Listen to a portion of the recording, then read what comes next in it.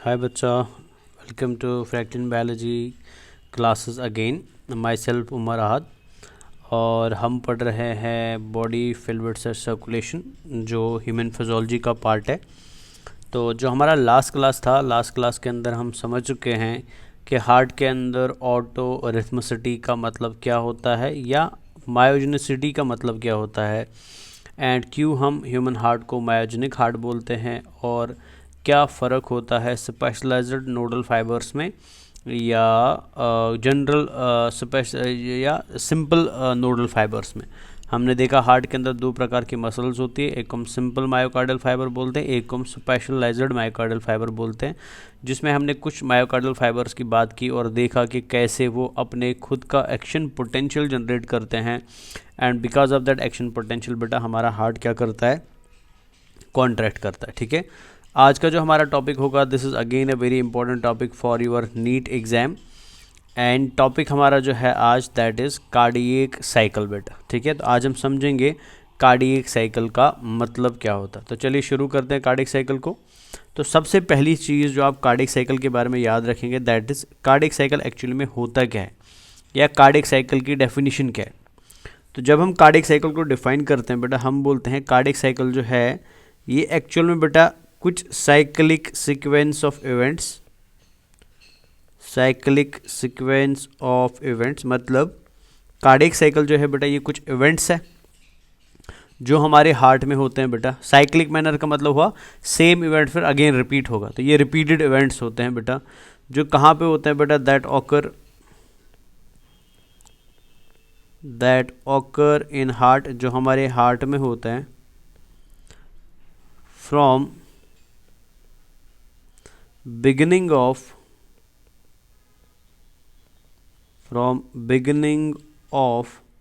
one heartbeat to the beginning of next, one heartbeat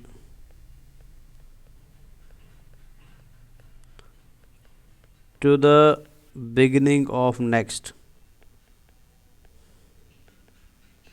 to the beginning of next मतलब हमारे heart के अंदर बेटा एक ही हार्ट बीट की शुरुआत से लेकर दूसरे हार्ट बीट की शुरुआत तक क्या होता है, या शॉर्ट में हमारे हार्ट के अंदर बेटा एक हार्ट बीट में क्या क्या होता है। उस एक हार्ट बीट में बेटा हमारे हार्ट का कौन सा हिस्सा कॉन्ट्रैक्ट करता है, कौन सा हिस्सा रिलैक्स करता है, कहाँ ब्लड जाता है, कहाँ से ब्लड निकल के आता है। सो ये सारे इवेंट्स जो हमारी बॉडी के अंदर एक हार्ट बीट में होते हैं या एक हार्ट बीट की शुरुआत से दूसरी हार्ट बीट की शुरुआत तक होते हैं बेटा, these cyclic sequence of events they are called as cardiac cycle. मतलब कार्डियक साइकिल बेटा हमारे हार्ट की कहानी है, कार्डियक साइकिल बेटा हमारे हार्ट की स्टोरी है, जिस स्टोरी में हम देखते हैं कि हमारे हार्ट के अंदर क्या क्या होता है इस एक हार्ट बीट के अंदर बेटा, या इस एक साइकिल के अंदर। सो दीज इवेंट्स जो हमारे हार्ट के अंदर होते हैं एक सिंगल हार्ट बीट के अंदर या एक हार्ट बीट के साइकिल के अंदर बेटा, these events are called as cardiac cycle बेटा, इनको हम कार्डियक साइकिल बोलते हैं। ठीक है, आप याद रखेंगे जो एग्जाम के लिए बहुत इंपॉर्टेंट है बेटा, दैट इज ह्यूमन बींग्स के अंदर बेटा एक कार्डियक साइकिल जो होता है, वन कार्डियक साइकिल जो होता है बेटा ये 0.8 सेकेंड में कंप्लीट होता है। मतलब हमारे हार्ट की एक हार्ट बीट 0.8 सेकेंड्स में निकलती है, और इन्हीं 0.8 सेकेंड्स में हमें देखना है कि हार्ट के अंदर क्या क्या होता है। ठीक है ना। अब कार्डियक साइकिल को सिंपलीफाई करने के लिए बेटा इस लेवल पे, ऑल्दो कार्डियक साइकिल बहुत कॉम्प्लिकेटेड प्रोसेस है, बट इस लेवल पे कार्डियक साइकिल को बच्चों को समझाने के लिए हम क्या करते हैं, हम कार्डियक साइकिल को 3 फेजेस में डिवाइड करते हैं बेटा। ठीक है ना, कार्डियक साइकिल को समझाने के लिए हम 3 फेजेस में डिवाइड करते हैं। जो पहला फेज होता है बेटा इसको हम नाम देते हैं जॉइंट डायस्टोल। ठीक है, पहले फेज को हम क्या बोलते हैं, the first phase is called as joint diastole. जो सेकेंड फेज होता है बेटा हमारे कार्डियक साइकिल का, this is called as atrial systole बेटा, इसको हम नाम देते हैं एट्रियल सिस्टोल। ये सेकंड पार्ट है बेटा, ये सेकंड फेज है हमारे कार्डियक, या सेकंड इवेंट है हमारे कार्डियक साइकिल का। एंड थर्ड इवेंट को हम नाम देते हैं वेंट्रिक्यूलर, थर्ड इवेंट को हम बोलते हैं बेटा वेंट्रिक्यूलर सिस्टोल। ठीक है, तो हमारे कार्डियक साइकिल के इस लेवल पे हमको 3 इवेंट्स पढ़ने, मतलब ये तीनों इवेंट्स बेटा एक हार्ट बीट में कंप्लीट होते हैं, जिसमें से पहले इवेंट को हम बोलते हैं जॉइंट डायस्टोल, दूसरे इवेंट को हम बोलते हैं बेटा एट्रियल सिस्टोल, एंड तीसरे इवेंट को हम क्या बोलते हैं, वेंट्रिकुलर सिस्टोल बोलते हैं। तो सबसे पहले समझिए डायस्टोल का मतलब क्या होता है एंड सिस्टोल का मतलब क्या होता है। ठीक है, डायस्टोल का मतलब होता है बेटा रीपोलराइजेशन, पोलराइजेशन बेटा, ठीक है ना। रीपोलराइजेशन का मतलब हुआ रेस्टिंग, रेस्टिंग बेटा, ठीक है। मतलब डायस्टोल का मतलब हुआ कि जब हमारी बॉडी के अंदर हार्ट में हम बोलते हैं कि हार्ट का डायस्टोल हो रहा है, सो हार्ट का डायस्टोल होने का मतलब बेटा हार्ट रीपोलराइज कर रहा है, रीपोलराइज करने का मतलब हार्ट रेस्ट कर रहा है। तो जब हमारी बॉडी के अंदर हार्ट बेटा रेस्ट लेता है, वो कितने समय तक रेस्ट लेता है हम बाद में देखेंगे, लेकिन जब भी हमारी बॉडी के अंदर डायस्टोल चलता है तो डायस्टोल का मतलब होता है हार्ट का रेस्ट लेना या हार्ट का रीपोलराइज करना। तो जब भी मैं बोलूँ ना कभी बेटा हार्ट रिपोलराइज कर रहा है, तो आपकी बॉडी में, आपके दिमाग में ऑटोमेटिकली आना चाहिए कि हार्ट रेस्ट कर रहा है, मतलब हार्ट कहाँ पे चल रहा है बेटा, डायस्टोल में चल रहा है। लेकिन जब हम वर्ड यूज़ करते हैं सिस्टोल बेटा, ठीक है, सिस्टोल वर्ड यूज़ करते हैं, सिस्टोल का मतलब होता है डीपोलराइजेशन बेटा, डीपोलराइजेशन। डीपोलराइजेशन का मतलब हुआ बेटा एक्टिवेशन, या आप बता सकते हैं बेटा एक्टिवेशन का मतलब कॉन्ट्रैक्शन। सो जब मैं बोलता हूं कि हमारा हार्ट क्या कर रहा है बेटा, सिस्टोल कर रहा है, सिस्टोल का मतलब हुआ हार्ट की मसल्स डीपोलराइज हो रही है, और हार्ट की मसल डीपोलराइज होने का मतलब हार्ट एक्टिवेट हो रहा है, हार्ट के अंदर एक्शन पोटेंशियल चल रहा है, हार्ट के अंदर बेटा नोडल फाइबर्स एक्टिव हो चुके हैं। सो मीन्स हार्ट क्या करने वाला है, कॉन्ट्रैक्ट करने वाला है। So contraction of heart is called as systole and resting of heart is called as diastole. जब एक्शन पोटेंशियल बंद हो जाता है तो हार्ट डायस्टोल पे आता है, रेस्ट पे आता है, और जैसे ही एक्शन पोटेंशियल जनरेट होता है बेटा तो उसकी वजह से हार्ट सिस्टोल पे आता है, या किस पे आता है बेटा, कॉन्ट्रैक्टिंग कंडीशन पे आता है। ठीक है, तो सबसे पहले ये याद रखेंगे कि डायस्टोल का मतलब क्या होता है, सिस्टोल का मतलब क्या होता है। सो जैसे फॉर यहाँ पे लिखा हुआ है, जैसे फॉर इधर लिखा हुआ है बेटा एट्रियल सिस्टोल, ठीक है ना, यहाँ पे लिखा हुआ है एट्रियल सिस्टोल। तो एट्रियल सिस्टोल का मतलब क्या हुआ, एट्रिया कॉन्ट्रैक्ट कर रही है, एट्रिया डीपोलराइज कर रही है। तो एट्रियल मतलब एट्रिया, सिस्टोल मतलब कॉन्ट्रैक्शन, एक्टिवेशन और डीपोलराइजेशन।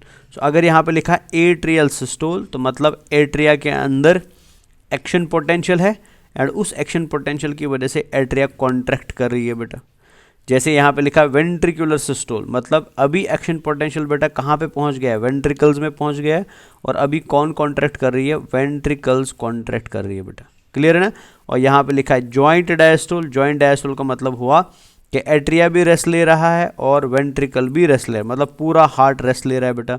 तो जब पूरा हार्ट रेस्टिंग कंडीशन में आ जाए इसको हम क्या बोलते हैं, इसको हम जॉइंट डायस्टोल बोलते हैं। ठीक है, तो अभी हम क्या करते हैं, अभी हम सबसे पहले इन इवेंट्स को एक एक करके समझ लेते हैं ताकि हमारा कार्डियक साइकिल क्या हो जाए बेटा, अच्छे से रेडी हो जाए। ठीक है, तो सबसे पहले इवेंट जो हमारा है जिसको हम समझने की कोशिश करेंगे, this is called as joint diastole बेटा। तो फर्स्ट इवेंट जो हम पढ़ने वाले हैं, this is called as joint diastole.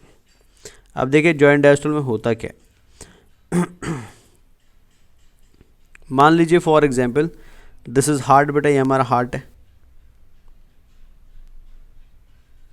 ठीक है, तो मैंने हार्ट का लेफ्ट साइड ले लिया, तो जो चीज़ लेफ्ट साइड में होगी एग्जैक्टली वही चीज़ कहाँ पे होती है बेटा, राइट साइड में भी होती है।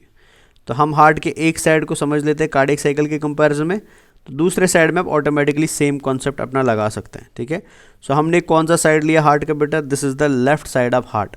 सो मीन्स ये क्या है बेटा, this is left atria and this is left ventricle बेटा। ठीक है, और हमारा जो टॉपिक है बेटा जो हम समझना चाहते हैं that is joint diastole, joint diastole.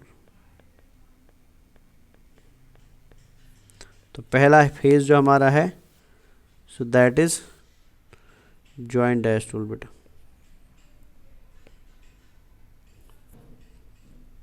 सो ये जॉइंट डायस्टोल। अब जॉइंट डायस्टोल में होता क्या है बच्चा, तो सबसे पहली चीज़ जो आप जॉइंट डायस्टोल के बारे में याद रखेंगे दैट इज़ कि जॉइंट डायस्टोल के समय हार्ट जो होता है बेटा, या हार्ट के सारे चैम्बर जो होते हैं दे आर इन रीपोलराइजेशन, या वो रिलैक्सड स्टेट में होते हैं। ठीक है, सो सबसे पहला पॉइंट याद रखिए इसके बारे में, all chambers of heart are relaxed.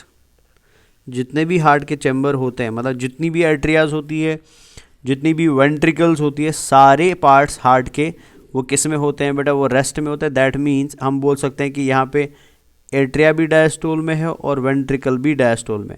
So atrial diastole plus ventricular diastole को हम क्या बोलते हैं, जॉइंट डायस्टोल बोलते हैं, बिकॉज सारे चैम्बर इस टाइम पे क्या कर रहे होते हैं, रेस्ट कर रहे होते हैं। ये पहला याद रखेंगे। ऑल्दो मैं पिक्चर में खाली क्या ले रहा हूँ बेटा, मैं पिक्चर में खाली लेफ्ट साइड ले रहा हूँ, मतलब left atria and left ventricle ले रहा हूँ, लेकिन जो लेफ्ट एट्रिया में होगा वैसा ही कहाँ पे होगा, राइट एट्रिया में भी होगा। जो लेफ्ट वेंट्रिकल में होगा वही कहाँ पे होगा बेटा, राइट वेंट्रिकल में भी होगा। ठीक है, ये कॉमन है, बट हम समझने के लिए खाली एक पे फोकस कर रहे हैं। सेकेंड पॉइंट जो आपको यहाँ पे याद रखना है बेटा, related to the joint diastole, वो याद रखना है कि जॉइंट डायस्टोल हमारी बॉडी के अंदर 0.4 सेकेंड तक चलता है। मतलब हमारा हार्ट कितने समय तक रेस्ट लेता है, 0.4 सेकेंड्स तक बेटा। सो जॉइंट डायस्टोल कहाँ तक चलता है, लास्ट फॉर 0.4 सेकेंड। तो जॉइंट डायस्टोल कितने समय चलेगा, 0.4 सेकेंड्स तक चलेगा बेटा, 0.4 सेकेंड्स। क्लियर है ना। सो इस समय जब हमारी बॉडी के अंदर हार्ट में जॉइंट डायस्टोल चल रहा होता है 0.4 सेकेंड्स तक बेटा, तो आपकी एट्रिया भी रिलैक्सड कंडीशन में होती है और आपकी वेंट्रिकल भी रिलैक्सड कंडीशन में होती है। समझ आया ना। अब ड्यूरिंग दिस फेज बेटा, जब आपका जॉइंट डायस्टोल चल रहा होता है, आपको ऑलरेडी पता है बच्चा, इस वैल्यू को हम क्या बोलते हैं, this value is called as left atrioventricular valve, या इसको हम बाइकस्पिड वैल्यू भी बोलते हैं, ऑलरेडी आपको पता है, या इसको हम मिट्रल वैल्यू भी बोलते हैं, है ना। एंड राइट साइड में कौन होगा, अगर हम यहाँ की वैल्यू की बात करें तो राइट साइड में ट्राइकस्पिड वैल्यू होगा, या उसको हम बोल सकते हैं राइट एट्रियो वेंट्रिकुलर वैल्यू बोलते हैं। सो जिस समय आपकी बॉडी के अंदर जॉइंट डायस्टोल चल रहा होता है, जॉइंट डायस्टोल के समय बेटा हमारी बॉडी के अंदर क्या होता है, हमारी बॉडी के अंदर क्या होता है बच्चा, हमारी बॉडी में tricuspid value and bicuspid value बेटा, ये दोनों वैल्यूज ओपन होते हैं। समझ लीजिए ध्यान से, जब हमारी बॉडी के अंदर जॉइंट डायस्टोल चल रहा होता है, एट्रिया एंड वेंट्रिकल रेस्ट पे होती है, सो ड्यूरिंग दिस कंडीशन बेटा, जब ये रेस्टिंग कंडीशन पे है हमारी बॉडी के अंदर, उस टाइम पे ए वी वैल्यू मतलब एट्रियो वेंट्रिकुलर वैल्यू, और एट्रियो वेंट्रिकुलर वैल्यू ऑलरेडी आपको पता है बेटा, that is bicuspid plus tricuspid valve, ये दोनों ओपन होते हैं बेटा। ये बड़ा इंपॉर्टेंट पॉइंट है जॉइंट डायस्टोल के बारे में, जो एग्जाम में भी पूछा जाता है और ये याद रहना चाहिए आपको बेटा। सो ड्यूरिंग जॉइंट डायस्टोल क्या होता है बच्चा,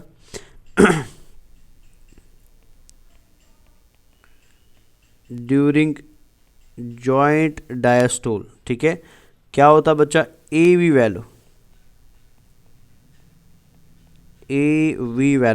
वैल्यू का मतलब क्या हुआ, बाई प्लस ट्राइकस वैल्यू बेटा, बाई प्लस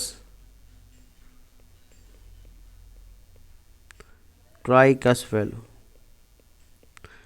ठीक है ना।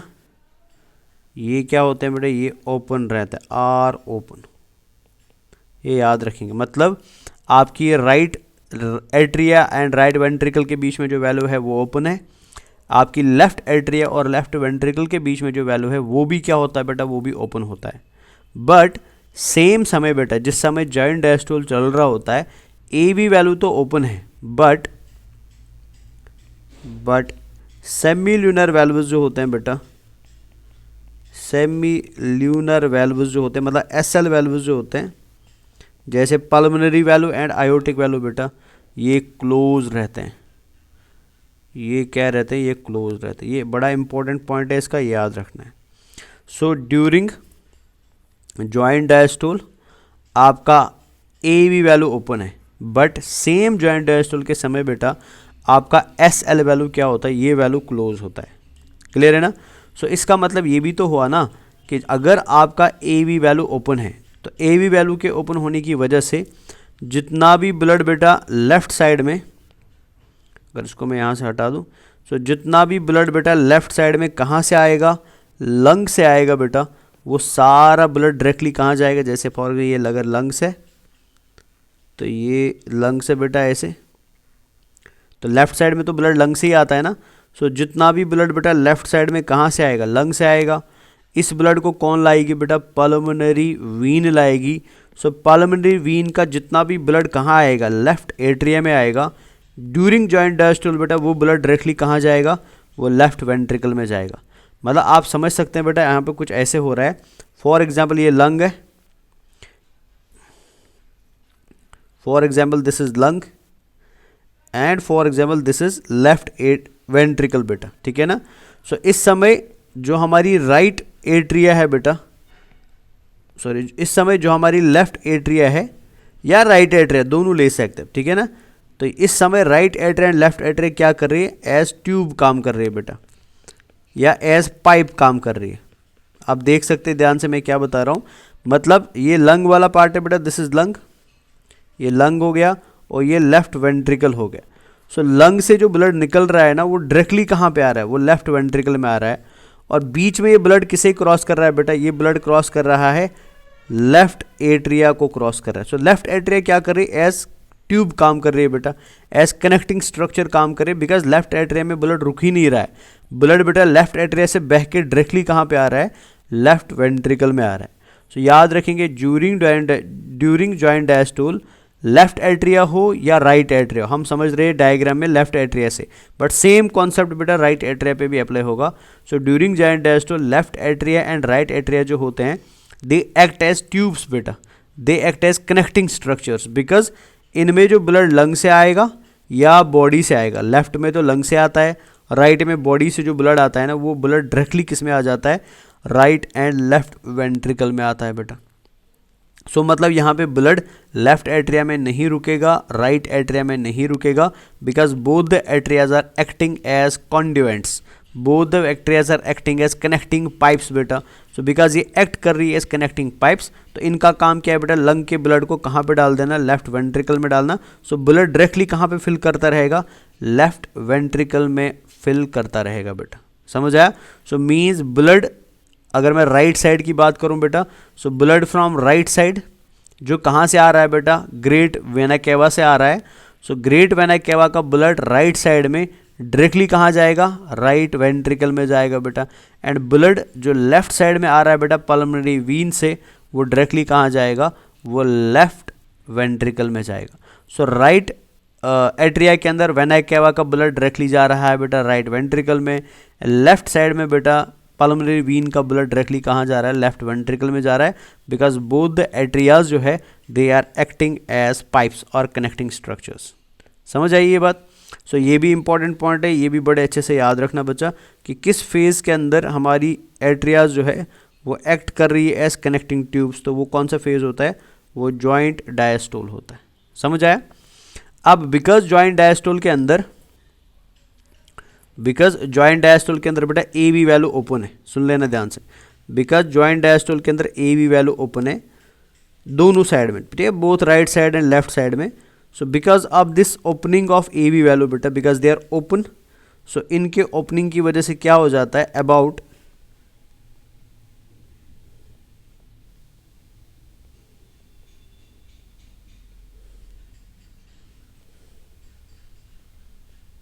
ठीक है। सो इनके ओपनिंग की वजह से क्या होता है बेटा, about 70% of blood, about 70% of blood बेटा डायरेक्टली कहाँ पे आ जाता है, डायरेक्टली वेंट्रिकल में आ जाता है। मतलब वेंट्रिकल के अंदर ब्लड जो आ रहा है वो एट्रिया से नहीं आ रहा है, वो डायरेक्टली कहाँ से आ रहा है बेटा, लेफ्ट साइड में ब्लड डायरेक्टली आ रहा है पल्मोनरी वीन से, एंड राइट साइड में ब्लड डायरेक्टली कहाँ से आ रहा है बेटा, वेना केवा से आ रहा है। और डायरेक्टली ये ब्लड कहाँ पे पहुँच रहा है, डायरेक्टली ये ब्लड आपकी वेंट्रिकल में पहुँच रहा है। और कितना ब्लड डायरेक्टली पहुँच रहा है वेंट्रिकल्स में, 70% ब्लड बेटा, समझ आया ना। सो बिकॉज यहाँ पे सबसे ज़्यादा ब्लड वेंट्रिकल्स को फिल कर रहा है, और वो ब्लड डायरेक्टली कहाँ से आ रहा है बेटा, वो ब्लड डायरेक्टली आ रहा है हमारी बॉडी के अंदर बेटा पल्मोनरी वीन से या वेना केवा से बेटा, ठीक है ना। So that is why this phase is called as phase of rapid filling बेटा। तो मैं यहाँ पर लिख देता हूँ, इंपॉर्टेंट पॉइंट है बेटा। तो जैसे हमको पता है as A V valves are open, as A V valves are open, as A V valves are open, क्योंकि हमें पता है बेटा ए वी वैल्यू क्या है बेटा, ओपन है। सो इसकी वजह से क्या होगा, nearly 70% of blood goes directly into the respective ventricles। ठीक है ना बच्चा। एंड इस पीरियड को हम क्या बोलते हैं बेटा, that is why this period is called as period of rapid filling, period of rapid filling. ठीक है ना बच्चा। तो कोई आपसे पूछे पीरियड ऑफ रैपिड फिलिंग क्या होता है, so period of rapid filling का मतलब क्या होता है बच्चा, बिकॉज जॉइंट डायस्टोल के समय ए वी वैल्यू शुरुआत में बेटा ओपन होते हैं। So because A V value starting में ओपन है, तो जो ब्लड वेना केवा से आएगा, जो ब्लड पल्मोनरी वीन से आएगा बेटा, वो ब्लड डायरेक्टली कहाँ पे जाता है, वो ब्लड डायरेक्टली जाता है हमारी वेंट्रिकल्स के अंदर। So because blood directly ventricles के अंदर जा रहा है बेटा, बिकॉज ऑफ दिस रीज़न क्या होता है, वेंट्रिकल्स जल्दी जल्दी फिल हो जाती है। सो बिकॉज वेंट्रिकल्स बेटा बहुत रैपिडली फिल हो रही है, इस वजह से बेटा इस पार्ट को हम क्या बोलते हैं, this part is called as period of rapid filling बेटा। यही रीज़न है इसको हम पीरियड ऑफ रैपिड फिलिंग बोलते हैं। समझ आया ना। So period of rapid filling कब शुरू होता है, शुरुआत की जॉइंट डायस्टोल में शुरू होता है बेटा। अब जैसे ही बेटा पीरियड ऑफ रैपिड फिलिंग चलता रहेगा, एक समय ऐसा आएगा बेटा कि जब आहिस्ता आहिस्ता, बिकॉज ब्लड अभी नीचे आ रहा है ना, तो ब्लड के नीचे आने की वजह से वेंट्रिकल का प्रेशर बढ़ेगा, बिकॉज ब्लड जैसे बढ़ता रहेगा, सो आहिस्ता आहिस्ता बेटा ब्लड के फिल होने की वजह से वेंट्रिकल का प्रेशर बढ़ने लगेगा। और जैसे वेंट्रिकल का प्रेशर बढ़ने लगेगा तो ए वी वैल्यू क्या होना शुरू होंगे, बंद होना शुरू होंगे। मतलब ये बंद नहीं हो रहे, ये अभी बंद पूरे नहीं हुए हैं, बट इनका क्लोजर शुरू होता रहेगा। इमेजिन कर लीजिए बेटा ए वी वैल्यू एक दरवाज़ा है, तो अब ये दरवाज़ा बंद नहीं हुआ है, बट ये बंद होने लगे हैं। They are about to get close बेटा, दे आर नॉट क्लोज, ये बंद नहीं हुए बट बंद होना शुरू हो गए बच्चा। सो जैसे जैसे बेटा ए बी वैल्यू बंद होना शुरू होते हैं, इनके बंद होते समय, मतलब they are right now closing बेटा, बंद होते समय और 5% ब्लड कहाँ पे आ जाता है, और 5% ब्लड बेटा आपकी एट्रियाज में आ जाता है, राइट एट्रिया में भी, आपकी वेंट्रिकल्स में आता है बेटा, राइट वेंट्रिकल में भी एंड लेफ्ट वेंट्रिकल में भी। ठीक है ना। मान लीजिए फॉर एग्जांपल ये एक्स्ट्रा अमाउंट ऑफ ब्लड आया बेटा, थोड़ा सा ऐसे कर देता हूँ मैं, तो ये मोर 5% ब्लड आया बेटा। सो पहले कितना परसेंट आया था, पहले आया था 70%, 70%, और फिर ये कितना आया बेटा, ये आया मोर 5%। ठीक है ना। लेकिन ये 5% कब आया, जब वैल्यू क्या हो रहे थे, बंद हो रहे थे बेटा। So this period is called as period of slow filling बेटा। ठीक है।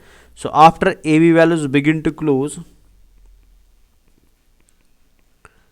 After A V valves begin to close, जैसे जैसे बेटा ए वी वैल्यू बंद होना शुरू होंगे, they are beginning to close बेटा, nearly 5% of blood from vena cava and pulmonary vein beta, pulmonary vein comes slowly to ventricles. ठीक है ना। तो ये धीमे धीमे वेंट्रिकल्स में आएगा बेटा, और दैट इज वाई इस पीरियड को हम क्या बोलते हैं, पीरियड ऑफ स्लो फिलिंग बोलते हैं।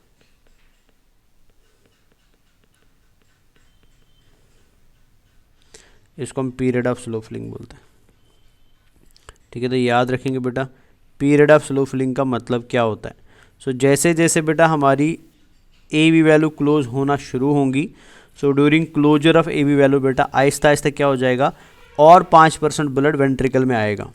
सो ये जो 5% ब्लड वेंट्रिकल में आ रहा है during the closing of A V valves बेटा, इस पीरियड को हम क्या बोलते हैं, this period is called as period of slow filling बेटा।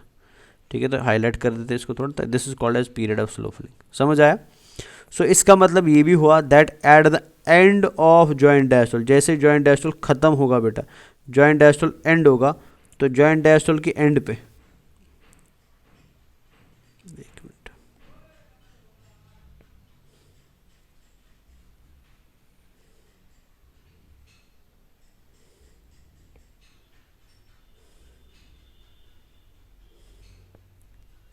ठीक है, इससे हमको एक और बात भी पता चलती है बेटा, जैसे जॉइंट डायस्टोल एंड होना शुरू होगा, ठीक है, तो eight the end of joint diastole बेटा हमारी वेंट्रिकल्स के अंदर कितना ब्लड होगा, फिर हमारी वेंट्रिकल्स के अंदर eight the end of joint diastole बेटा 75% ब्लड होगा। ठीक है, तो एंड ऑफ जॉइंट डायस्टोल,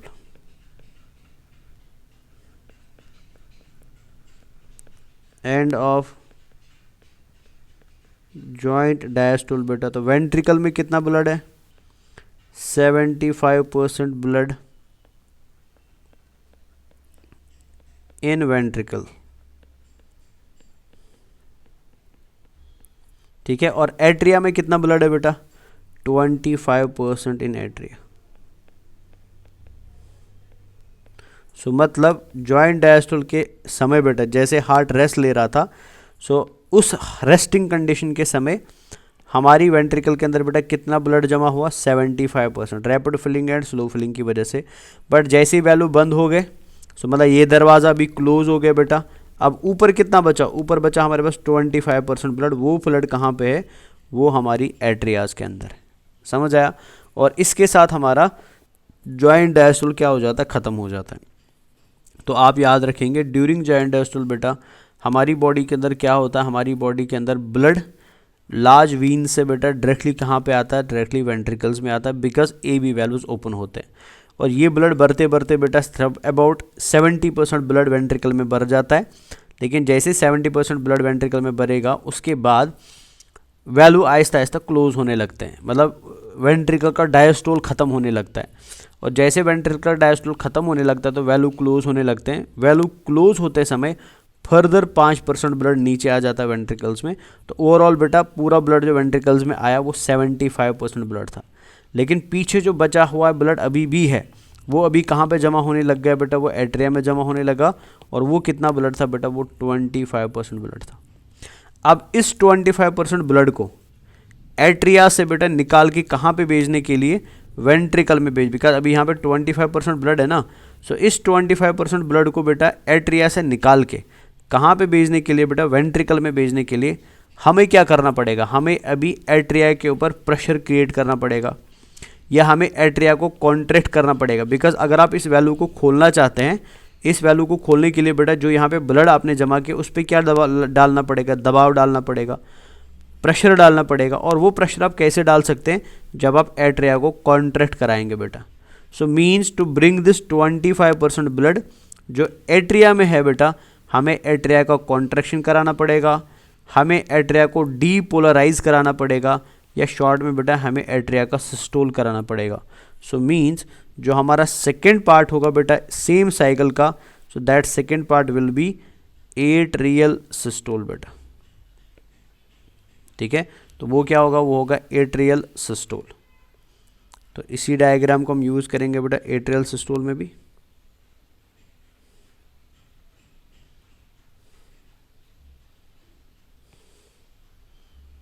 इधर ध्यान से देखिए आप।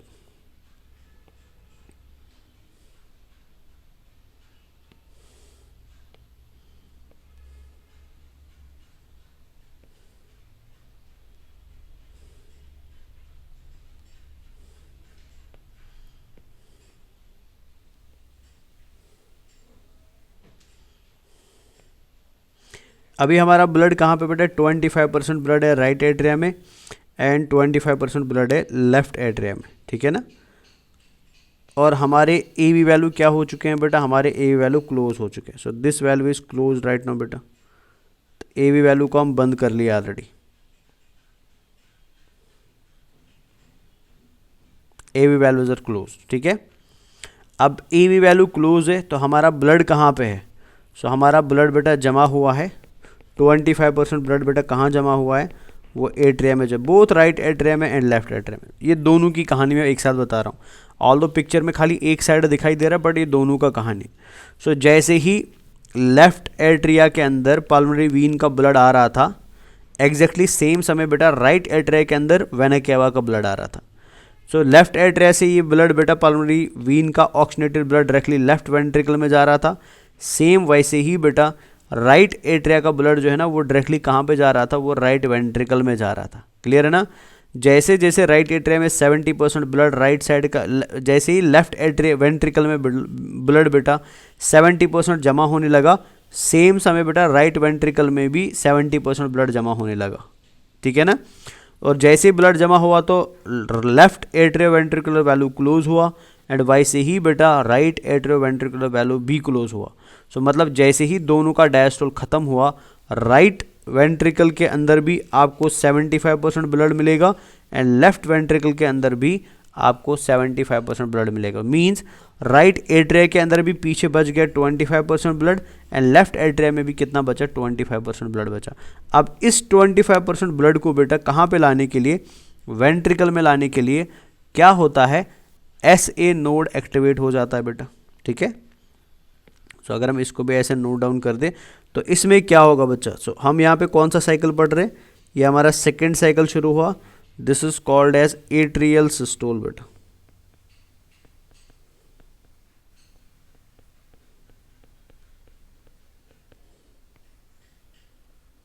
ये है एट्रियल सिस्टोल। अब एट्रियल सिस्टोल में क्या होता है, सबसे पहले SA नोड एक्टिवेट हो जाता है।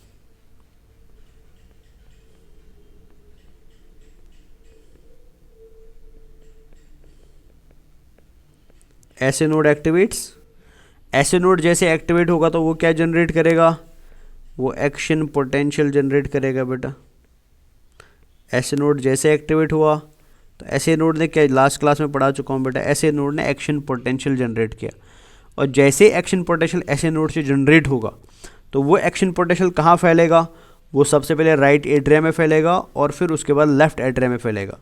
लेफ्ट एट्रिया के अंदर उसको कौन ले आती है बेटा, 3 नोडल फाइबर्स लाती है, Bachmann's fibre, Wenckebach's fibre and Thorel's fibre. Already पढ़ा चुका हूँ तीनों को। सो जैसे ही ये एक्शन पोटेंशियल बेटा लेफ्ट एट्रिया में एंड राइट एट्रिया में आएगा तो left atria and right atria जो है इनकी मसल्स क्या हो जाएंगी, इनकी मसल्स डीपोलराइज होंगी एंड जैसे ही बच्चा left atria and right atria का मसल डीपोलराइज होगा, ये क्या करेंगे बेटा, ये कॉन्ट्रैक्ट करेंगे। आप समझ रहे हैं। तो ये एरो में जो दिखा रहा हूँ बेटा ये कॉन्ट्रैक्शन दिखा रहा है, तो ये क्या करेंगे बेटा, they are going to contract, तो ये कॉन्ट्रैक्ट करेंगे बच्चा, ठीक है। और जैसे ही ये कॉन्ट्रैक्ट करेंगे बेटा इनका प्रेशर क्या हो जाएगा, इनका प्रेशर इंक्रीज हो जाएगा और जैसे ही इनका प्रेशर इंक्रीज हो जाता है, सो because of that increase in pressure बेटा ये वैल्यू अगेन क्या हो जाएगा, ओपन हो जाएगा बेटा। और जैसे ही ओपन हो जाएगा तो रिमेनिंग 25% ब्लड कहाँ आएगा, वो वेंट्रिकल्स में आएगा। समझ आया। सो क्या हो रहा है यहाँ पे मैं लिख देता हूँ। तो SA नोड एक्टिवेट हुआ, उसने एक्शन पोटेंशियल जनरेट किया। एक्शन पोटेंशियल कहाँ जाएगा बेटा, बोथ एट्रिया में जाएगा, बोथ एट्रिया में जाएगा बेटा, ठीक है ना। और जैसे ही एट्रिया में जाएगा तो एट्रिया का क्या होगा, एट्रिया का होगा एट्रियल सिस्टोल बेटा। मतलब एट्रिया ने क्या किया, एट्रिया ने कॉन्ट्रैक्ट किया, ठीक है। कब तक चलेगा ये, टाइम पीरियड फ्रेम क्या है बेटा इसका। सो this is also important for exam, तो याद रखेंगे एट्रियल सिस्टोल जो है बेटा इट लास्ट्स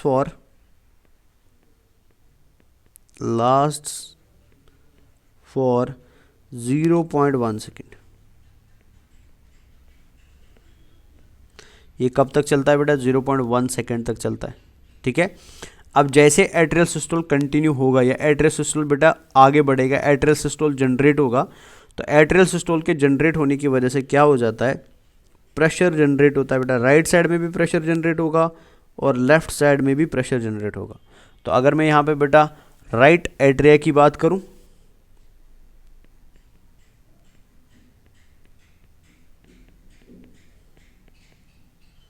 तो राइट एट्रिया के अंदर बेटा प्रेशर जो जनरेट होता है that is approximately 4 to 6 mmHg of pressure. ठीक है, सो मतलब इतना प्रेशर राइट एट्रिया में जनरेट होना चाहिए, किसको खोलने के लिए, ट्राइकस्पिड वैल्यू को खोलने के लिए बेटा। ठीक है ना। एंड अगर मैं लेफ्ट एट्रिया की बात करूं तो लेफ्ट एट्रिया में बेटा प्रेशर जो जनरेट होता है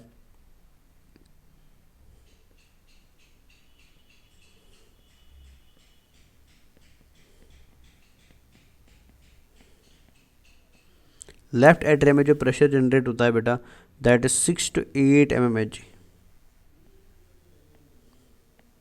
मतलब in order to show atrial systole या in order to show atrial contraction बेटा, अगर आप एट्रिया को कॉन्ट्रैक्ट कराना चाहते हैं तो एट्रिया को कॉन्ट्रैक्ट कराने के लिए सबसे पहले आपको क्या करना है बेटा, फर्स्ट चीज़ जो आपको करनी पड़ेगी दैट इज आपको एसए नोड को एक्टिवेट करना पड़ेगा।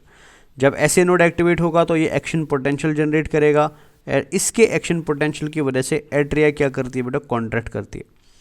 अब कब तक चलता है बेटा, इसका टाइम ड्यूरेशन क्या है, this is very very important for exam.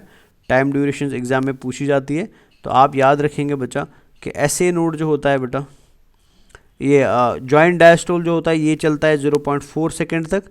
And अगर हम बात करें बेटा एट्रियल सिस्टोल की तो ये 0.1 सेकेंड तक चलता है। अब अगर आप एट्रियल सिस्टोल से बेटा ए वी वैल्यू को खोलना चाहते हैं, मतलब बाइकस्पिड एंड ट्राइकस्पिड वैल्यू को खोलना चाहते हैं, तो ट्राइकस्पिड वैल्यू को खोलने के लिए आपको 4 to 6 mmHg प्रेशर जनरेट करना पड़ेगा। एंड बाइकस्पिड वैल्यू को खोलने के लिए या मिट्रल वैल्यू को खोलने के लिए आपको 6 to 8 mmHg का प्रेशर जनरेट करना पड़ेगा। सो जब इतना अमाउंट ऑफ प्रेशर जनरेट होगा राइट साइड में एंड लेफ्ट साइड में बेटा, so because of this pressure generation क्या होगा,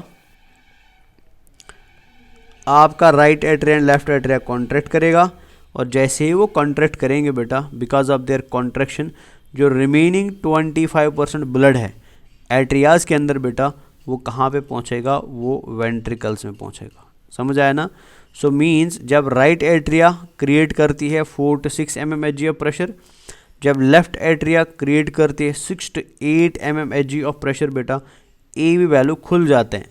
सो जैसे ए वी वैल्यू खुलेंगे बेटा बिकॉज ऑफ सिस्टोलिक प्रेशर जो 6 to 8 है फॉर लेफ्ट एंड 4 to 6 है फॉर राइट बेटा, रिमेनिंग 25% ब्लड कहाँ आ जाता है, वेंट्रिकल्स में आता है बेटा। Remaining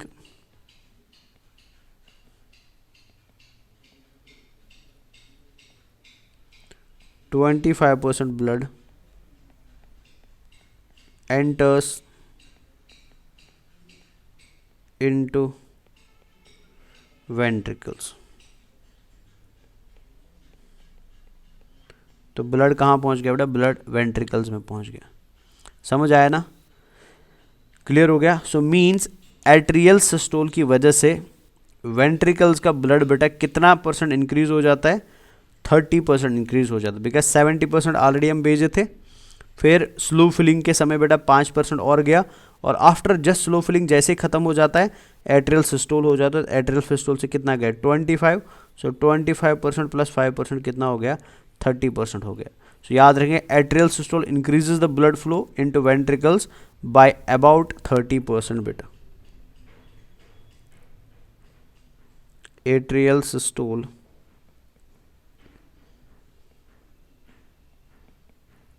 increases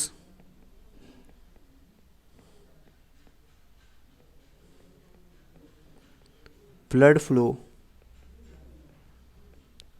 in ventricles by about 30%। तो ये भी इंपॉर्टेंट पॉइंट है, ये भी याद रखेंगे बच्चा। ठीक है, समझ आया। सो ये हो गया हमारा क्या, दिस इज एट्रियल सिस्टोल। तो एट्रियल सिस्टोल में कुछ नहीं हुआ बेटा, एट्रियल सिस्टोल में जैसे एट्रिया ने कॉन्ट्रैक्ट किया, एट्रिया के कॉन्ट्रैक्शन की वजह से फर्दर 5% फर्दर 25% ब्लड बेटा एट्रियाज में आया और जैसे 25% ब्लड एट्रियाज में आया सो ओवरऑल इंक्रीज बेटा 30% का हुआ, और ओवरऑल ब्लड वेंट्रिकल्स में कितना आया, 100% ब्लड वेंट्रिकल्स में आता है, किसकी वजह से, एट्रियल सिस्टोल की वजह से। समझ गए ना। सो ये दो पार्ट्स क्लियर हो गए, जॉइंट डायस्टोल क्या होता है एंड एट्रियल सिस्टोल क्या होता है बेटा, क्लियर है। अब नेक्स्ट जो हमारा फेज होगा that will be the last phase of cardiac cycle बेटा, तो उसके लिए हमको ये डायग्राम अगेन लेना पड़ेगा। So that will be the last phase of cardiac cycle. जिस last phase of cardiac cycle को हम क्या बोलते हैं, जिसको हम वेंट्रिकुलर सिस्टोल बोलते हैं। बिकॉज देखिए अभी ब्लड हमने पूरा का पूरा कहाँ लाया बेटा, वेंट्रिकल में। सारा ब्लड तो वेंट्रिकल में ही पहुंच गया ना, राइट साइड में भी सारा ब्लड वेंट्रिकल में आया, लेफ्ट साइड में भी सारा ब्लड वेंट्रिकल में आया। अब हमको क्या करना है बेटा, अब हमको वेंट्रिकल को कॉन्ट्रैक्ट करके इस ब्लड को कहाँ भेजना पड़ेगा, राइट वेंट्रिकल को कॉन्ट्रैक्ट करेंगे तो ब्लड को भेजेंगे पल्मोनरी आर्टरी में, लेफ्ट वेंट्रिकल को कॉन्ट्रैक्ट करेंगे और कहाँ भेजेंगे बेटा, आयोटा में भेजेंगे। सो मीन्स इस ब्लड को अभी भेजने के लिए हमें वेंट्रिकल्स को क्या करवाना है, कॉन्ट्रैक्ट करवाना है, मीन्स हमें वेंट्रिकुलर सिस्टोल करवाना है बेटा। सो नेक्स्ट फेज जो हमारा आएगा of course, so that will B ventricular systole बेटा। क्या हो गया,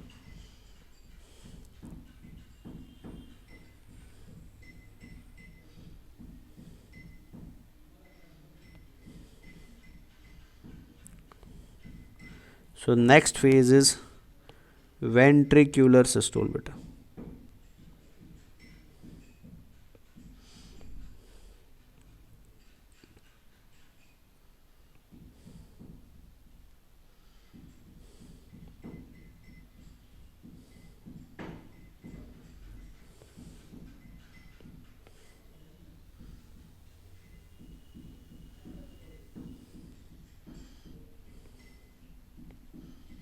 तो ए बी वैल्यू तो बेटा क्लोज है, सो याद रखेंगे during ventricular systole A V valves are close. ठीक है, अब हमको ब्लड कहाँ भेजना है बेटा, हमें ब्लड भेजना है आयोटा में लेफ्ट साइड के अंदर, पल्मोनरी आर्टरी में राइट साइड के अंदर। So means during this phase बेटा हमें एस एल वैल्यू को क्या करना पड़ेगा, हमें एस एल वैल्यू को ओपन करना पड़ेगा। अब हम कैसे करेंगे एस एल वैल्यू को ओपन, तो वो हम अभी देख लेते हैं। यहाँ पे आया है कितना बेटा, 25% ब्लड है, सो 25%। सो अभी ये सारा ब्लड कहाँ पे बेटा, सारा ब्लड वेंट्रिकल्स के अंदर है। So means in this very phase बेटा, जिसको हम क्या बोलते हैं, जिसको हम वेंट्रिकुलर सिस्टोल बोलते हैं,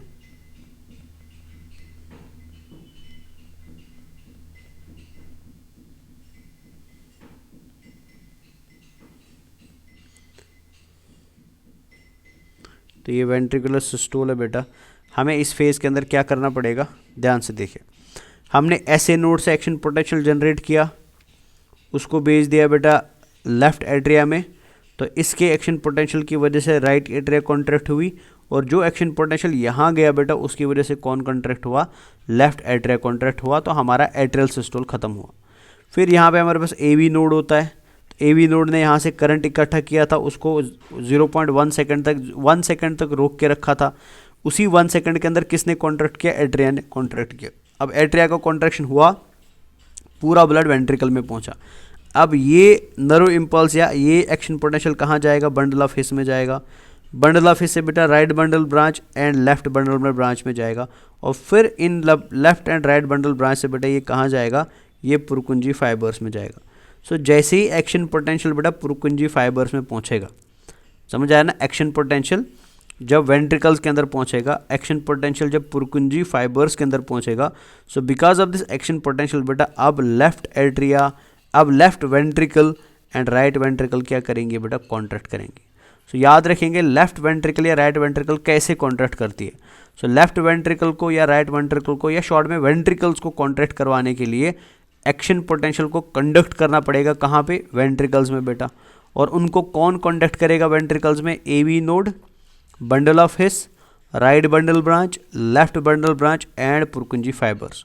जैसे एक्शन पोटेंशियल बेटा इन नोडल फाइबर्स की मदद से वेंट्रिकल्स के मसल्स में पहुंचेगा, तो वेंट्रिकल्स के मसल्स क्या करेंगे, डीपोलराइज करेंगे। एंड जैसे ही वेंट्रिकल का मसल डीपोलराइज करेगा, so because of their depolarization बेटा वेंट्रिकल्स क्या करेंगे, वेंट्रिकल्स कॉन्ट्रैक्ट करेंगे। राइट वेंट्रिकल भी कॉन्ट्रैक्ट करेगा और लेफ्ट वेंट्रिकल भी कॉन्ट्रैक्ट करेगा बेटा। और जैसे ही वेंट्रिकल्स कॉन्ट्रैक्ट करेंगी, सो कॉन्ट्रैक्शन ऑफ वेंट्रिकल को ही हम क्या बोलेंगे बेटा, वेंट्रिक्यूलर सिस्टोल बोलेंगे बेटा। समझ आया ना, ये क्लियर हो गया वेंट्रिकुलर सिस्टोल का मतलब क्या होता है। अब वेंट्रिकुलर सिस्टोल जो है सबसे पहले देख लेते हैं ये कितने समय तक रहता है, ठीक है ना। तो सबसे पहली चीज याद रखनी है, इट लास्ट्स फॉर 0.3 सेकेंड्स। तो वेंट्रिकल्स बेटा एट्रिया से ज़्यादा देर तक कॉन्ट्रैक्ट करती है। एट्रिया ने 0.1 सेकेंड तक कॉन्ट्रैक्ट किया था, बट वेंट्रिकल 0.3 सेकेंड तक कॉन्ट्रैक्ट करती है। तो वेंट्रिकुलर सिस्टोल से क्या होगा बेटा, जैसे वेंट्रिकुलर प्रेशर बढ़ेगा, वेंट्रिकुलर प्रेशर इंक्रीज होगा बेटा। So increase in the ventricular pressure वो क्लोज करवा देता है ट्राइकस्पिड एंड बाइकस्पिड वैल्यू को बेटा। समझ लीजिए इसको, मतलब जब वेंट्रिकल से प्रेशर बढ़ेगा ना, वेंट्रिकल के प्रेशर बढ़ने की वजह से क्या होगा, ध्यान से देख लीजिए। ये वैल्यू ऐसे खुला हुआ मतलब बंद है बेटा, नीचे की तरफ बंद है, ऐसे एरो अगर मैं लगा दूं तो ये इधर की तरफ बंद है बेटा, डाउनवर्ड्स बंद है। जैसे इधर से प्रेशर बढ़ेगा ना तो वेंट्रिकल छोटा हो जाएगा। मान लो वेंट्रिकल इधर पहुंच गया, तो वेंट्रिकल का साइज अगर डिक्रीज हो रहा है बिकॉज ऑफ कॉन्ट्रैक्शन, तो ब्लड कहाँ जाएगा, ब्लड ऊपर की तरफ आएगा ना। सो जैसे ये ब्लड ऊपर की तरफ आता तो ये इस वैल्यू को धक्का देता है, और ये वैल्यू बेटा ऊपर जाने की कोशिश करता है, ऐसे इस वैल्यू को होना चाहता है बिकॉज नीचे से दबाव बढ़ रहा है, तो ये वैल्यू ऊपर की तरफ जाने की कोशिश करता है। सो अगर ये वैल्यू ऊपर की तरफ गया तो हमारा सारा ब्लड कहाँ जाएगा, वापस एट्रिया में जाएगा। सो ब्लड को बेटा एट्रिया में जाने से रोकने के लिए, हम नहीं चाहते कि हमारा ब्लड कहाँ जाए बेटा, एट्रिया में जाए। हम उसको रोकने के लिए क्या करते हैं, इस वैल्यू को नीचे बांध के रख देते हैं, किससे, कार्डियक टेंडेनी से। और वो कार्डियक टेंडेनी किससे जुड़ी होती है बेटा, पिलर से जुड़ी होती है, अगर आपको अच्छे से याद हो। तो ये कार्डियक टेंडेनी क्या करेगा, ये इस वैल्यू को ज़ोर से वापस नीचे खींचेगा। वैल्यू ऐसे था बेटा स्टार्टिंग में, लेकिन जैसे नीचे प्रेशर लग गया तो वैल्यू ऊपर की तरफ जाने की कोशिश की, लेकिन हमने वैल्यू को ऊपर जाने नहीं दिया, हमने इसको वापस नीचे खींच दिया। तो जैसे आप वैल्यू को बेटा वापस नीचे खींचेंगे, तो इसके नीचे खींचने की वजह से both right side and left side में बेटा क्या होता है, हार्ट का पहला साउंड निकलता है जिसको हम S1 साउंड बोलते हैं। तो याद रखेंगे बेटा, हार्ट का फर्स्ट साउंड जिसको हम S1 साउंड बोलते हैं, वो कैसे निकलता है, वो निकलता है बेटा by closing of atrio ventricular values बेटा। अब एट्रियो वेंट्रिकुलर वैल्यू की क्लोजिंग की वजह से जो हार्ट का साउंड निकलता है बेटा, that sound is called as S1 sound और फर्स्ट हार्ट साउंड बेटा। और फर्स्ट हार्ट साउंड प्रोटेक्ट करता है किस चीज़ को, बैक फ्लो ऑफ ब्लड को फ्रॉम वेंट्रिकल्स टू एट्रिया बेटा। समझ आया ना, चलिए अब आगे याद रखेंगे। अब जब ये वेंट्रिकुलर प्रेशर बढ़ेगा तो ऑफकोर्स ये राइट वेंट्रिकल में भी बढ़ेगा एंड लेफ्ट वेंट्रिकल में भी बढ़ेगा। तो राइट वेंट्रिकल का प्रेशर बेटा इंक्रीज हो जाता है अप टू 20 mmHg, ठीक है। एंड लेफ्ट वेंट्रिकल का प्रेशर इंक्रीज हो जाता है बेटा about 120 mmHg, because right ventricle को ब्लड लंग के पास भेजना है और हार्ट एंड लंग में ज़्यादा डिस्टेंस नहीं है। तो बिकॉज ज़्यादा डिस्टेंस नहीं तो प्रेशर ज़्यादा जनरेट करने की ज़रूरत भी नहीं है बेटा। लेकिन लेफ्ट वेंट्रिकल को ब्लड बेटा पूरी बॉडी में भेजना है, लंबे डिस्टेंस में भेजना है, तो इसलिए लेफ्ट वेंट्रिकल का प्रेशर क्या हो जाता है, ज़्यादा हो जाता है।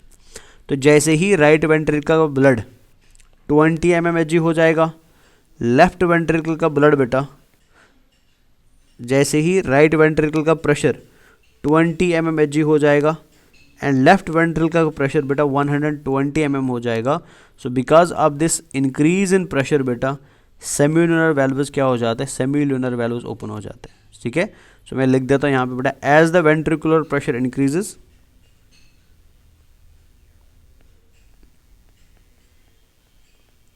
as ventricular pressure increases, कितना बेटा, राइट साइड में 20 एंड लेफ्ट साइड में 120 बेटा, ये याद रखना, ठीक है। इसकी वजह से क्या होता है, the सेमील्यूनर valves, the सेमील्यूनर valves, the सेमील्यूनर values मतलब SL वैल्यूज बेटा। कौन कौन सा सेमील्यूनर वैल्यू बेटा, guarding pulmonary artery pulmonary artery and aorta, ठीक है, are forced open। मतलब जैसे ही राइट साइड का प्रेशर 20 mmHg हुआ तो इस प्रेशर की वजह से बेटा पल्मोनरी आर्टरी का सेमिनल वैल्यू क्या हो गया, ओपन हो गया।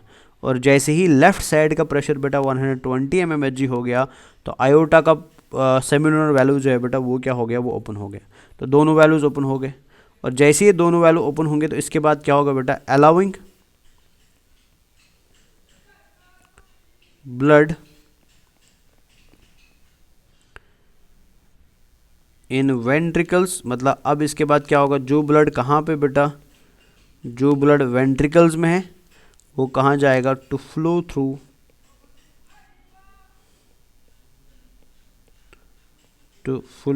थ्रू दीज वेसल्स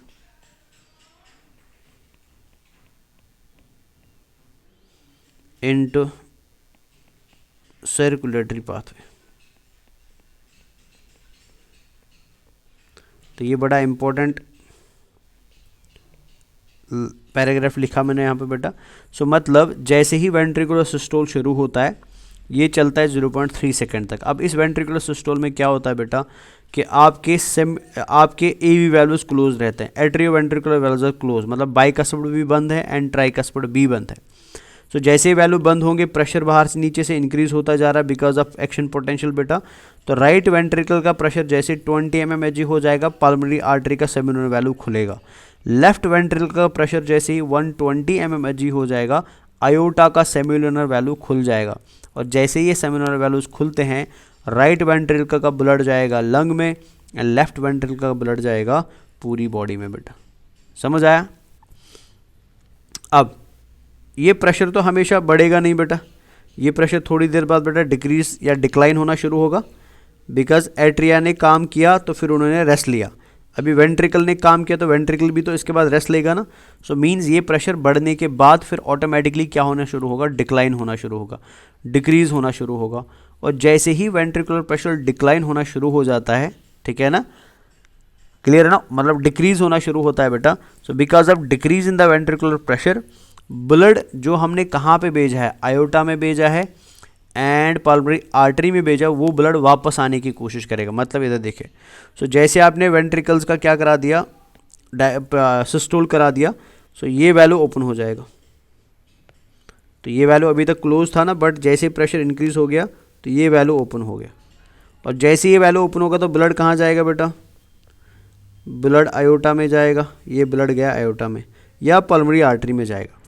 अब ब्लड जैसे ही बेटा आयोटा एंड पल्मोनरी आर्टरी में जाएगा सारा ब्लड इनमें पहुंचेगा, फिर यहाँ पे प्रेशर डिक्रीज होने लगेगा, वेंट्रिकल्स का प्रेशर डिक्रीज होने लगेगा। और जैसे ही प्रेशर डिक्रीज होने लगेगा तो ऊपर का ब्लड वापस कहाँ आने की कोशिश करेगा, वेंट्रिकल्स में।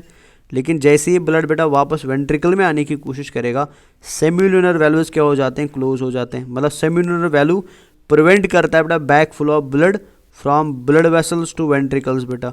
और जैसे ही सेमिनल वैल्यू क्लोज होगा, इसके क्लोज होने की वजह से सेकंड हार्ट का साउंड निकलता है बेटा, जिसको हम क्या बोलते हैं, जिसको हम S2 साउंड बोलते हैं और सेकंड हार्ट साउंड बोलते हैं। समझ आया ना? सो याद रखेंगे बेटा, फर्स्ट हार्ट साउंड निकलता है during the atrial systole condition बेटा, यानी एट्रिया जब सिस्टोल कर रहा होता है, वेंट्रिकल जब सिस्टोल कर रहा होता है तो वेंट्रिकुलर सिस्टोल के समय पहला साउंड निकलता है। और फिर जब वेंट्रिकल डायस्टोल में जाने लगती है, मतलब रेस्टिंग कंडीशन में जाने लगती है, उस टाइम पे सेकंड हार्ट साउंड निकलता है बेटा, that is called as S2 sound. तो S1 साउंड निकलता है because of atrioventricular valves and S2 sound निकलता है बेटा बिकॉज ऑफ सेमील्यूनर वैल्व्स बेटा। समझ आया ना? सो ये हो गया आपका बेटा वेंट्रिकुलर सिस्टोल। ठीक है, अब वेंट्रिकुलर सिस्टोल में बिकॉज हमने दो हार्ट साउंड्स की बात करी तो मैं थोड़ा इसको एक्सप्लेन कर देता हूँ यहाँ पे। सो इन जनरल आपने देखा कि हमारे हार्ट के अंदर बेटे कितने साउंड निकले, दो साउंड निकले। So one is called as S1 sound, another is called as S2 sound बेटा। तो दोनों साउंड्स के ऊपर एग्जाम में क्वेश्चन पूछे जाए, याद रखेंगे। सो एक को हम बोलते हैं बेटा S1 साउंड, मतलब फर्स्ट हार्ट साउंड बेटा, जो डॉक्टर आपको स्टेथोस्कोप से सुनाई भी देता है, जब डॉक्टर आपके चेस्ट पे स्टेथोस्कोप लगाता है फिर वो कान में बेटा उसको लगा के रखता है और कान में आपको आवाज़ सुनाई देती है दिल की बेटा, दुब दुब सा आवाज़ सुनाई देती है। सो वो हार्ट के साउंड होते हैं जिसमें से S1 साउंड हो गया और S2 साउंड होगा। ऑल दो बेटा 4 हार्ट साउंड्स होते हैं बट आपके सिलेबस में बस 2 दिए तो 2 ही याद रखना है, S1 sound and S2 sound, ठीक है ना। तो S1 साउंड कैसे प्रोड्यूस होता है एग्जाम के लिए याद रखना। तो S1 sound is produce due to closure of bicuspid and tricuspid valve बेटा, प्रोड्यूस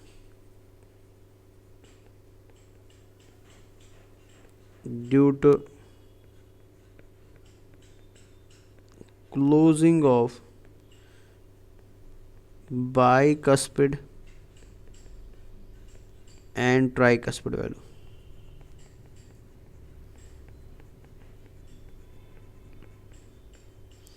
ये पहले याद रखना है, ठीक है ना। S1 साउंड को जब आप सुनते हैं बेटा, S1 साउंड इज हर्ड, ये आपको सुनाई देता है एज लुब। जो आपको लुब साउंड सुनाई देता है वो कौन सा होता है बेटा, वो S1 साउंड होता है। और कितने समय तक सुनाई देता है बेटा, ये 0.16 सेकेंड्स तक आपको सुनाई देता है, ठीक है। और इसकी फ्रीक्वेंसी कितनी होती है, 25 to 45 हर्ट्स की होती है, क्लियर है ना। सो ये एक लंबा साउंड है बट सुनने में थोड़ा धीमा है, ये आपको लंबे समय तक सुनाई देगा बट थोड़ा धीमा होता है बेटा, ठीक है। थोड़ा ज़्यादा मतलब क्या बोल सकते हैं उसको, ज़्यादा हाई साउंड नहीं होता है, तो एकदम स्मूथ साउंड होता है बेटा। लुप ऐसे चलेगा, हल्का चलेगा और लंबा समय तक चलेगा बेटा, ठीक है।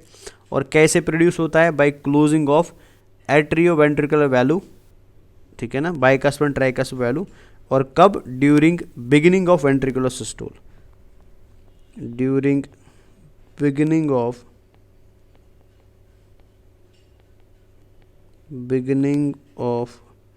Ventricular systole.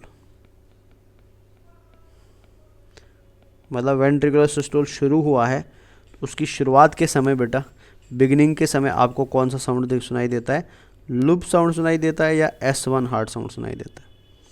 अगर हम S2 हार्ट साउंड की बात करें, so this is also important for exam बेटा। ये कैसे प्रोड्यूस होता है, by closure of SL valve, produced by closure of SL valve बेटा, मतलब सेम्युलर वैल्यू की क्लोजर से भी आपको कौन सुनाई देता है बेटा, S2 साउंड सुनाई देता है, ठीक है। S2 इज हर्ड एज, ये जब आप स्टेथोस्कोप में सुनते हैं बेटा, इज हर्ड एज दुब, तो वो सुनाई दिया था लुप और ये सुनाई देता है बेटा दुब की फॉर्म में सुनाई देता है बेटा। कितने समय तक सुनाई देता है आपको, ये 0.11 सेकेंड्स तक आपको सुनाई देता है, मतलब कम समय तक सुनाई देता है, लेकिन इसकी फ्रीक्वेंसी ज़्यादा होती है, इसकी फ्रीक्वेंसी 50 हर्ट्स की होती है। तो लुब आपको लंबे समय तक सुनाई देगा बट धीमा, दुब आपको कम समय तक सुनाई देगा लेकिन थोड़ा बड़ा साउंड होगा इसका बेटा, ठीक है ना। और कब ये डेवलप होता है, beginning of ventricular diastole, beginning of ventricular diastole. तो ये आपके हार्ट के 2 साउंड्स हो गए जो आपको याद रखने हैं बेटा, ठीक है ना। So they are very very important for exam, इसमें एग्जाम में क्वेश्चंस बनते हैं, अच्छे खासे क्वेश्चंस बनते हैं, ठीक है ना। सो ये आपका हो गया बेटा पूरा का पूरा कार्डियक साइकिल। कार्डियक साइकिल में क्या फेजेस है और उन कार्डियक साइकिल के रेस्पेक्टिव फेजेस में कौन कौन सी प्रोसेसेस एक्टिवली चलती है बेटा, ठीक है। अब और एक पॉइंट दिया हुआ कार्डियक साइकिल में जो इंपॉर्टेंट है एग्जाम के लिए, दैट इज कार्डियक आउटपुट। तो ये भी करते जाते हैं बेटा, कार्डियक आउटपुट। अब एक कार्डियक आउटपुट क्या चीज़ है ये आपको समझना है, ठीक है। देखिए कार्डियक आउटपुट को हम कैलकुलेट करने के लिए बोले, cardiac output is equal two stroke volume multiply by heart rate, ठीक है। हम बोलते हैं कार्डियक वॉल्यूम किसके बराबर होता है बेटा, stroke volume multiply by heart rate के बराबर होता है, ठीक है। अब स्ट्रोक वॉल्यूम क्या होता है इसको समझिए आप।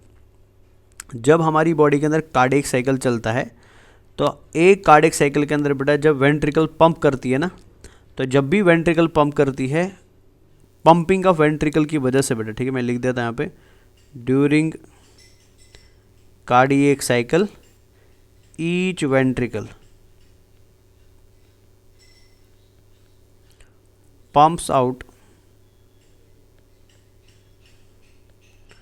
70 ml ऑफ ब्लड बेटा,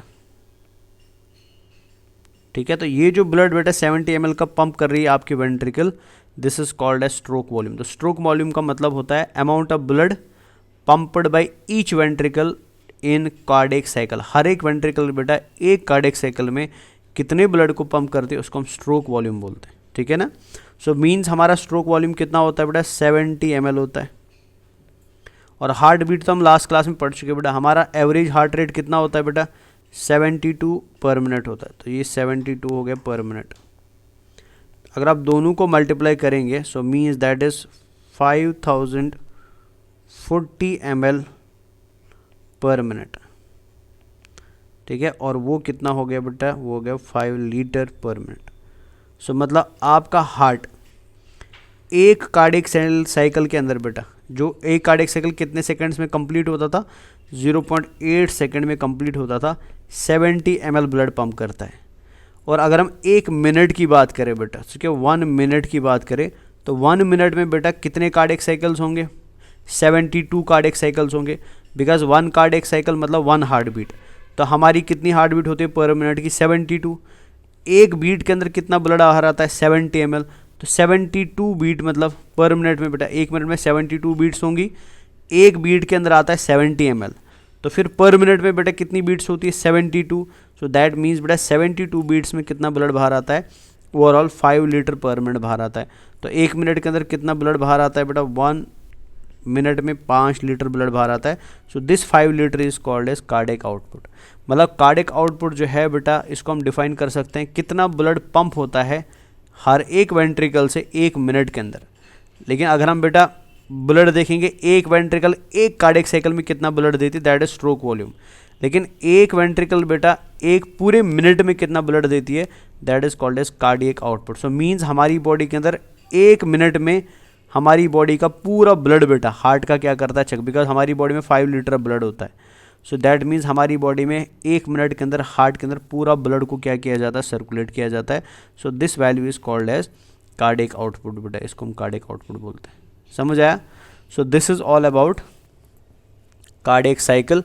कार्डियक साइकिल क्या होता है, इसके क्या क्या फेजेस होते हैं, हार्ट साउंड कौन कौन सा होता है और कहाँ पे प्रोड्यूस होता है, कितने समय तक वो देखने सुनने को मिलता है, एंड कार्डियक आउटपुट क्या होता है। सो आई होप आपको ये क्लियरली समझ आ गया होगा बच्चा। सो नेक्स्ट क्लास के अंदर हम इंशाल्लाह पढ़ेंगे लास्ट पार्ट इस पोर्शन का, मतलब इस चैप्टर का। सो दैट इज़ ईसीजी और कुछ डिजीज़ पढ़ेंगे हम, एंड आर्टिफिशियल पेसमेकर की बात करेंगे, ठीक है ना। सो बाकी हम नेक्स्ट क्लास में करेंगे। Till then take care of yourself and खुदा हाफिज़ बच्चा।